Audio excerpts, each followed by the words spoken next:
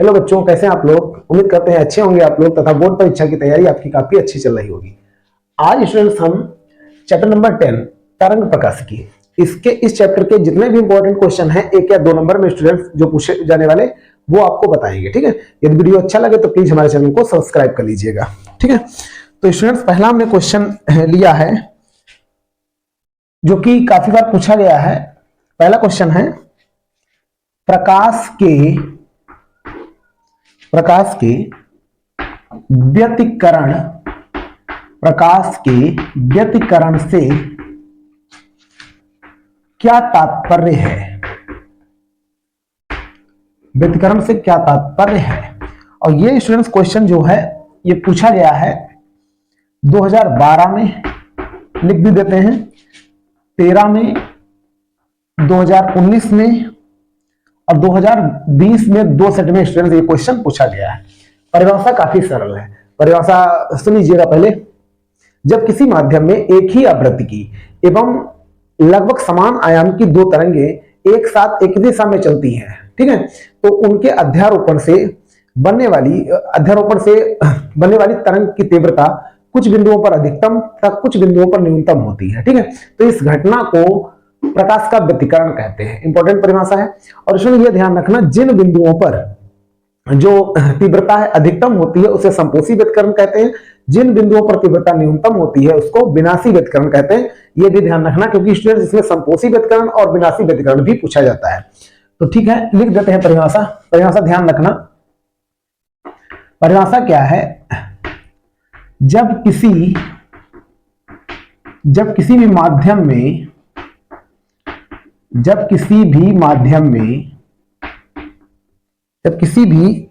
में एक ही आवृत्ति एवं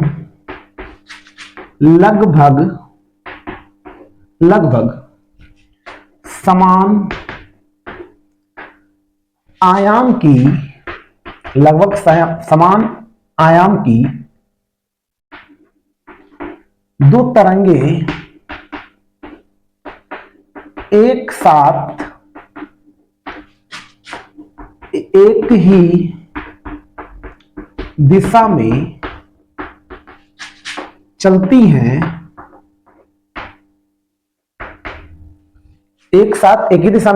तो उनके अध्यारोपण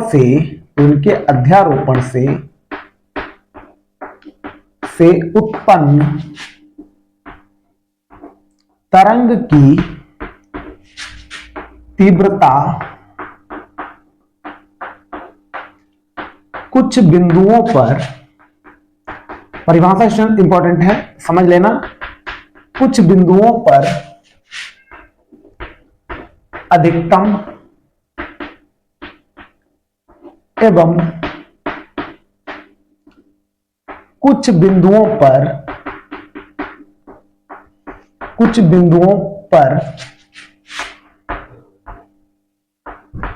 न्यूनतम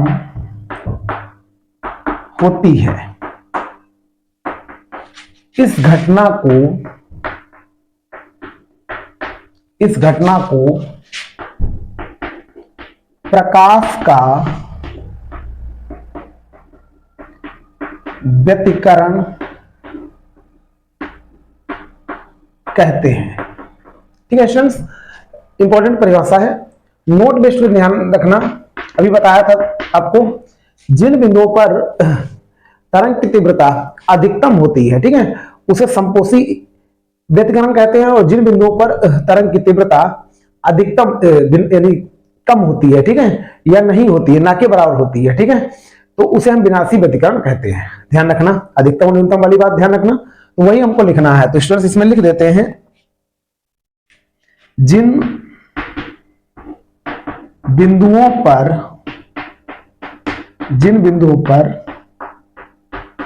तरंग की तीव्रता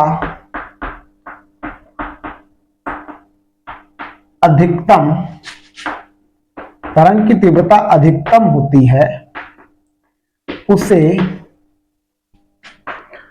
संपोषी व्यतिकरण संपोषी व्यतिकरण एवं जिन बिंदुओं पर तीव्रता न्यूनतम होती है उसे विनाशी व्यतिकरण कहते हैं। ये स्टूडेंट पॉइंट्स आप लोग ध्यान रखना, ठीक है। आप लोगों को समझ में आया होगा। यानी जिन बिंदुओं पर तीव्रता अधिकतम होती है उसे संपोषी व्यतिकरण कहते हैं, तथा जिन बिंदुओं पर तीव्रता न्यूनतम होती है उसे विनाशी व्यतिकरण कहते हैं। आप लोग स्टूडेंट इसको यदि ना समझ में आओ तो एक बार फिर से देख लीजिएगा, कि परिभाषा आपको समझ में आएगी। जब किसी माध्यम में एक ही आवृत्ति की एवं लगभग समान आयाम की दो तरंगें एक साथ एक ही दिशा में चलती हैं, तो उनके अध्यारोपण से उत्पन्न होने वाली तरंग की तीव्रता कुछ बिंदुओं पर अधिकतम तथा कुछ बिंदुओं पर न्यूनतम होती है। तो इस घटना को प्रकाश का व्यतिकरण कहते हैं। जिन बिंदुओं पर तरंग की तीव्रता अधिकतम होती है उसे संपोषी व्यतिकरण कहते हैं। जिन बिंदुओं पर तरंग की तीव्रता न्यूनतम होती है उसको विनाशी व्यतिकरण कहते हैं।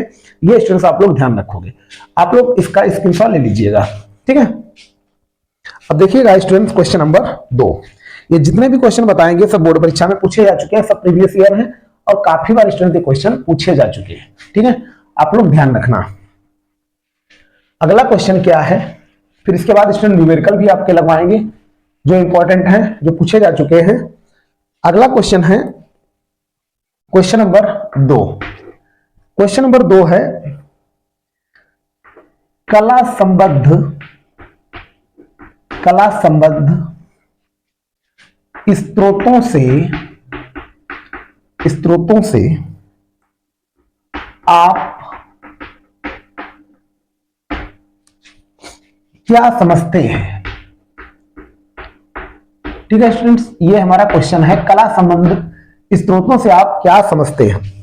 परिभाषा आप लोग समझ लीजिएगा।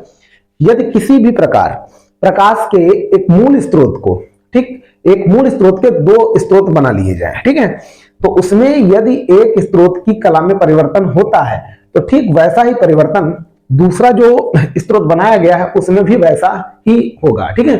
तथा इन दोनों स्रोतों के बीच जो कलांतर है वो नियत रहेगा।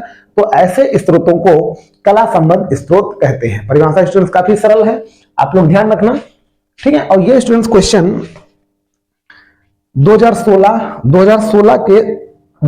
में पूछा गया है और स्टूडेंट्स 2019 की बोर्ड परीक्षा में पूछा जा चुका है, इंपॉर्टेंट है। तो स्टूडेंट्स हम परिभाषा लिखते हैं, ध्यान रखना। यदि किसी प्रकार प्रकाश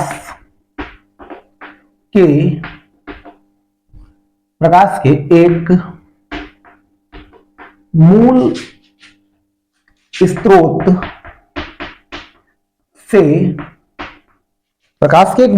से दो स्रोत,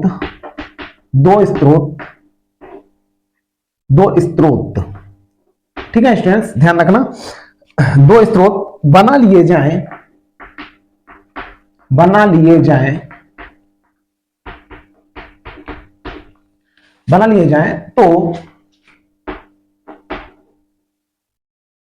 तो एक की कला में यदि परिवर्तन होता है, ठीक है, यदि एक स्रोत की कला में परिवर्तन होता है तो ठीक वैसा ही दूसरे स्रोत में भी परिवर्तन होगा, ठीक है, ये ध्यान रखना।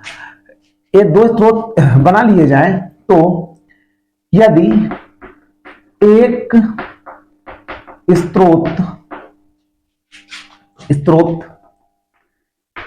की कला में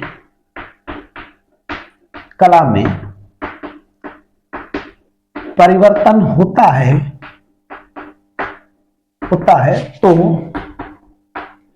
ठीक वैसा ही परिवर्तन दूसरे स्रोत में भी होगा, ठीक है, होगा। एवं दोनों स्त्रोतों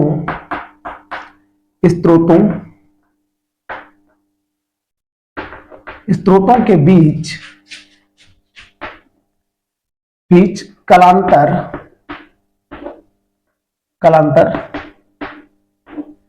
नियत रहता है। यह भी आप लोग ध्यान रखना, नियत रहता है एवं दोनों स्त्रोतों के बीच कलांतर नियत रहता है। तो ऐसे स्त्रोतों को कला संबद्ध स्त्रोत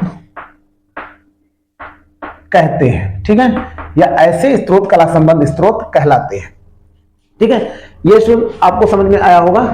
इसमें आप लोग ध्यान रखना, यदि किसी प्रकार प्रकाश के एक मूल स्त्रोत से दो स्त्रोत बना लिए जाएं, तो यदि एक स्त्रोत की कला में परिवर्तन होता है तो ठीक वैसा ही परिवर्तन दूसरे स्त्रोत में भी होगा एवं दोनों स्त्रोतों के बीच कलांतर नियत रहता है।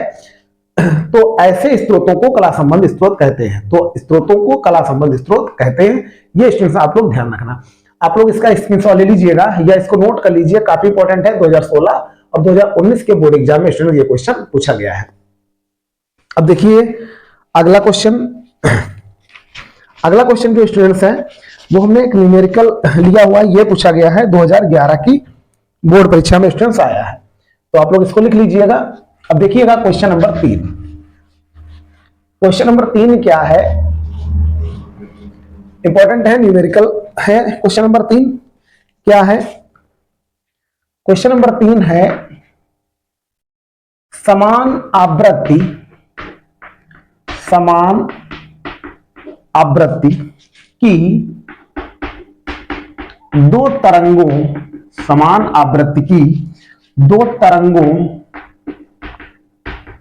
के आयाम 3:1 के अनुपात में है। यदि दोनों तरंगे व्यतिकरण करें, यदि दोनों तरंगे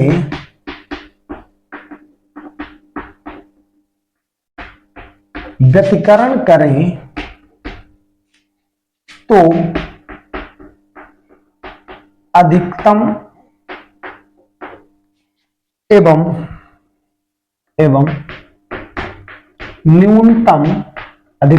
न्यूनतम तीव्रताओं का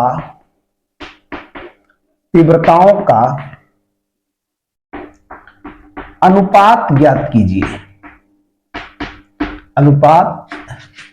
कीजिए। यह स्टूडेंट हमसे पूछा गया है। ठीक है, काफी इंपॉर्टेंट है। ये 2011 की बोर्ड परीक्षा में स्टूडेंट क्वेश्चन पूछा गया है। ये स्टूडेंट जितने भी क्वेश्चन हैं ये सभी प्रीवियस ईयर हैं, सब यानी पूछे गए हैं। ठीक है, और 2026 के बोर्ड एग्जाम में स्टूडेंट ये आ सकते हैं। क्वेश्चन क्या है, समान आवृत्ति की दो तरंगों के आयाम 3:1 है। तो दिया क्या है, A1 मान लीजिए पहली, यानी समान आवृत्ति की दो तरंगों के आयाम। ठीक है, तो इसके आयाम क्या है, A1 बटा A2 मान लीजिए। A1 मतलब पहली तरंग का और दूसरी का A2 मान लीजिए। तो 3:1 मतलब इसको 3/1 भी लिखा जा सकता है। या स्टूडेंट यहां पर हम A1 बराबर लिख लेंगे, ये तो 3:1 मतलब 3/1 लिखा हुआ है, मतलब 3A2 लिखा जा सकता है। क्रॉस गुणा करा दी, A1 एक कम A1, इधर 3A2 हो जाएगा। ठीक है, ये A1 का मान स्टूडेंट हमने निकाल लिया। अब इसमें आगे क्या दिया गया है, ये दोनों तरंगे व्यतिकरण करें तो अधिकतम एवं न्यूनतम तीव्रताओं का अनुपात। हमसे पूछा जा रहा है A मैक्सिमम अनुपात A मिनिमम, ये हमसे स्टूडेंट पूछा गया है। तो इंपॉर्टेंट है क्वेश्चन, कठिन नहीं है, क्योंकि ये सूत्र आप लोग ध्यान रखना, I मैक्सिमम यानी तीव्रताओं का अनुपात पूछा गया है और यहां पे लिख लिया मिनिमम। बराबर सूत्र ध्यान रखना, A1 प्लस A2 का whole square upon A1 minus A2 का होल स्क्वायर। यहां पर स्टूडेंट्स ऐसा भी कर सकते हो, जो संख्या बड़ी हो, जैसे A2 का मान बड़ा है A1 से, तो A2 से हम घटा लेंगे, जिसका मान बड़ा होगा उससे घटा के आप लिख लोगे। नहीं भी लिखोगे तो स्क्वायर होगा तब भी पॉजिटिव हो जाएगा, उसमें कोई प्रॉब्लम नहीं है। A1 का मान स्टूडेंट्स यहां पर हम डाल लेंगे 3A2, लिख लिया 3A2 प्लस A2 का होल स्क्वायर। इधर A1 का मान डाल लेंगे 3A2 माइनस का A2 का होल स्क्वायर। हल करोगे तो कितना आएगा स्टूडेंट्स, इसको एक पर स्क्वायर भी लगा सकते हो आप, तो यहाँ पर 3 है, कितना हो जाएगा 4a2 हो जाएगा ना, 4a2। ठीक, अब इधर हम एक पर स्क्वायर लगा के ही लिखे दे रहे हैं, एक ही साथ 3a2 में से a2 चला गया तो 2a2 बचा, ऐसे हमने स्क्वायर लगा लिया। बात तो एक ही लिखी है, ये दोनों पर स्क्वायर लगा हुआ है। ठीक है, चाहे आप पहले हम लगा देते तब भी एक ही बात थी, ऐसे लगा दोगे तब भी एक ही बात है, आसान हो जाएगा हल करने में। ठीक है, अब चाहे अलग अलग भी कर सकते हो, 4 को 16 a2 स्क्वायर तभी लास्ट में काट सकते हो, जैसे आप कर पाओ, दोनों सही है। ये स्क्वायर, इसका मतलब इसको हमने ऐड कर दिया। ठीक है, स्क्वायर हम पहले भी एक साथ भी लगा सकते थे, उसमें कोई भी प्रॉब्लम नहीं है। आप a2 काट दीजिए, 2 एक कम 2 दूनी 4 कर गया, मतलब ये बचा 2 का स्क्वायर। 2 का स्क्वायर क्या हो जाएगा 4। ठीक है, अब यहां पर हमसे अनुपात पूछा जा रहा है, तो यहां पर हम बटे में 1 मान सकते हैं, और इधर कितना चल रहा है आई मैक्सिमम बटे आई मिनिमम, अर्थात हम आंसर क्या लिखेंगे, आई मैक्सिमम अनुपात आई मिनिमम बराबर 4:1। ठीक है, यही स्टूडेंट्स इस क्वेश्चन का आंसर आ रहा है 4:1। उम्मीद करते हैं ये क्वेश्चन आपको समझ में आया होगा। आप इसको यहाँ पर कंफ्यूज मत होना, चाहे आप पहले जोड़ लीजिए, इसको घटा दिया हमने, आप ऐसे ना करके एक पर स्क्वायर नहीं लगाना, कोई बात नहीं। तो कितना हो जाएगा, ये 4a2 हो जाएगा, 4 चौको 16 आएगा। ठीक है, यहाँ पर स्टूडेंट्स जब आप इसको ऐड करोगे तो कितना आएगा, 4 चौको 16, 16 नीचे कितना आएगा, यहाँ पर आ जाएगा स्टूडेंट 16a2 स्क्वायर भी आएगा। 3 में से 1 गया, कितना बचा 2 बचेगा, यानी 2a2, तो 2 दूनी 4 आएगा, 4a2 square, a2 square cut जाएगा। अब यहाँ पर बचेगा 2, और ऊपर कितना था, ऊपर स्टूडेंट्स कितना बचा था, 3 1 4, 4 चौको 16, और यहाँ पर 2 दूनी 4, तो 4 से आप जब काटोगे तो 4 चौको 16, तो 4:1 ही आएगा। ठीक है, वो एक ही बात है, वो हम पर डिपेंड करता है हम किस हिसाब से स्टूडेंट उसको लिखेंगे। उम्मीद करते हैं स्टूडेंट ये क्वेश्चन आपको समझ में आया होगा। अब देखिए क्वेश्चन नंबर 4। क्वेश्चन नंबर 4 2014 और 2015 के बोर्ड परीक्षा में स्टूडेंट पूछा गया है, इंपॉर्टेंट है, आप लोग समझ जरूर लीजिएगा, काफी इंपॉर्टेंट स्टूडेंट्स ये क्वेश्चन है। ठीक है, क्या है दोस्तों अगला question, question number 4। Question number 4 है, सभी बोर्ड एग्जाम में पूछे जा चुके हैं, यंग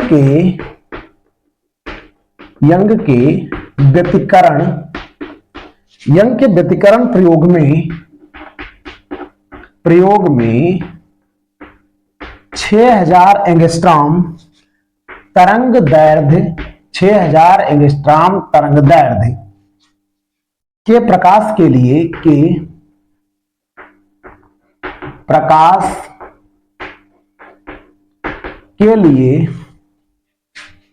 स्लिटों से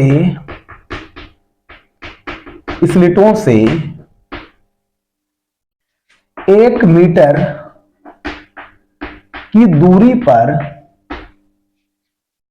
रखे पर्दे पर फ्रिंज की चौड़ाई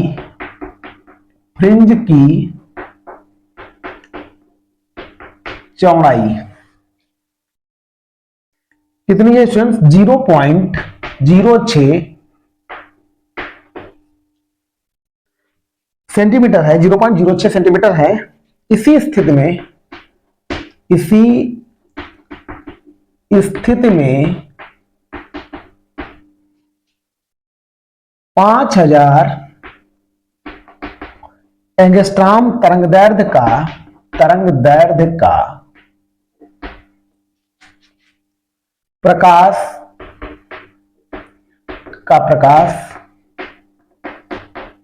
प्रयोग में लाया जाए तो फ्रिंजों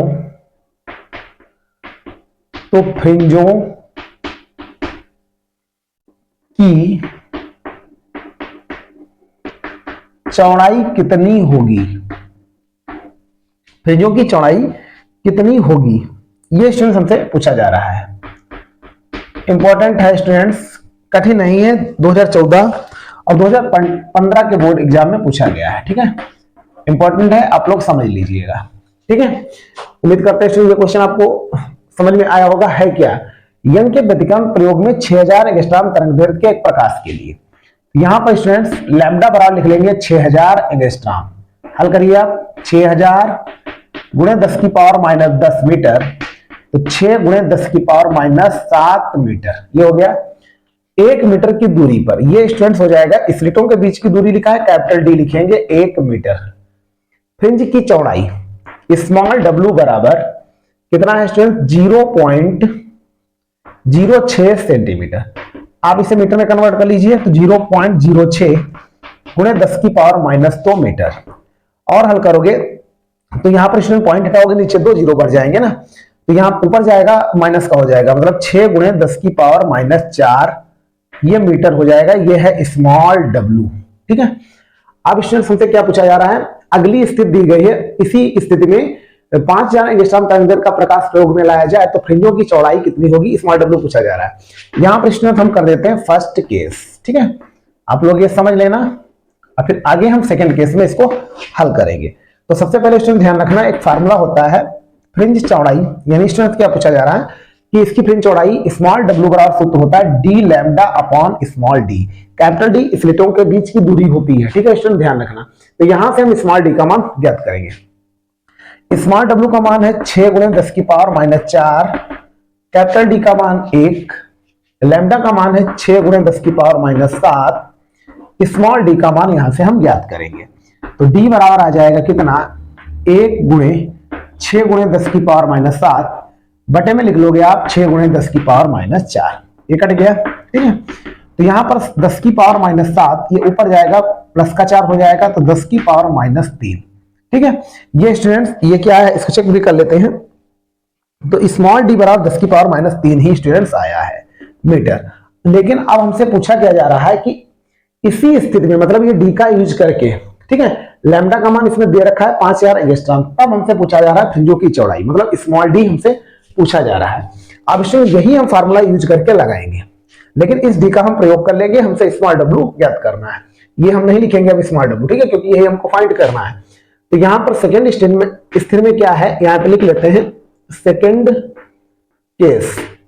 इसमें स्टूडेंट क्या है, लैम्डा बराबर कितना दे रखा है, 5000 एंगस्ट्रॉम। 5000 एंगस्ट्रॉम हल करिए, तो 5000 गुणे 10 की पावर माइनस 10 मीटर, मतलब 5 गुणे 10 की पावर माइनस 7 मीटर हो जाएगा लैम्डा का मान। ठीक है, फ्रिंज की चौड़ाई हमसे पूछा जा रहा है। ठीक है, स्मॉल w क्वेश्चन मार्क। अब चूंकि स्मॉल w बराबर डी लैम्डा अपॉन डी, अब डी का मान 1 डालोगे, लैम्डा का मान 5 गुणे 10 की पावर माइनस 7, स्मॉल डी का मान अभी निकाला है वो डालोगे 10 की पावर माइनस 3, तो 5 गुणे 10 की पावर माइनस 7, ये 3 ऊपर जाएगा, प्लस का हो जाएगा। ठीक है, तो यहां पर आएगा 5 गुणे 10 की पावर माइनस का 4, 5 गुणे 10 की पावर माइनस 4 आएगा। ठीक है, ये स्मॉल w स्टूडेंट आ गया, जैसे इसमें दिया गया था, मात्रक हो जाएगा मीटर में। आंसर भी चेक कर लेते हैं। तो स्टूडेंट्स इसमें आ रहा है 5 गुणे 10 की पावर माइनस 4 मीटर, ये आ रहा है। ठीक है, या इसको सेंटीमीटर में कन्वर्ट करके लिख सकते हो, चाहे इतना ही लिखा रहने दीजिए। उम्मीद करते हैं स्टूडेंट ये क्वेश्चन आपको समझ में आया होगा। ये काफी इंपॉर्टेंट है, 2014 और 15 की बोर्ड परीक्षा में पूछा गया है। स्टूडेंट इस टाइप के भी क्वेश्चन आपके पूछे जा सकते हैं। उम्मीद करते हैं स्टूडेंट्स ये सेशन आपको समझ में आया होगा। इस तरह के और भी क्वेश्चन हो सकते हैं। इस वीडियो में स्टूडेंट इतने ही क्वेश्चन इंपॉर्टेंट हमको लग रहे हैं जो 1 या 2 नंबर में पूछे जा सकते हैं। बाकी स्टूडेंट्स में इसको इस चैप्टर से लॉन्ग आ सकते हैं। ठीक है, वो हम अलग से बताएंगे। पहले हम 1 या 2 नंबर वाले कवर कर रहे हैं, वो भी चैप्टर वाइज। पिछले वीडियो स्टूडेंट आपने नहीं देखे तो प्लीज वहां जाकर आप लोग देख लीजिएगा, वहां पर यानी वीडियो अपलोडेड है, आप लोग देख सकते हो। Thanks for watching. यदि स्टूडेंट आपको वीडियो अच्छे लगे हो तो प्लीज हमारे चैनल को सब्सक्राइब कर लीजिएगा। ओके।